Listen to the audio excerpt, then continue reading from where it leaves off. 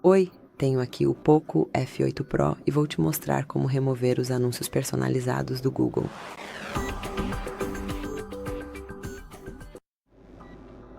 Primeiro, abra as configurações, depois encontre e selecione Google e escolha todos os serviços.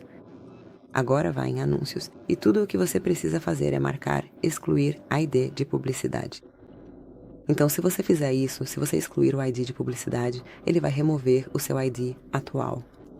Os aplicativos ainda poderão mostrar alguns anúncios para você, porém, eles não serão tão relevantes ou interessantes para você. Então, se você quiser proteger um pouco mais a sua privacidade, basta marcar Excluir ID de Publicidade aqui e pronto. Como você pode ver, já foi feito. Obrigado por assistir.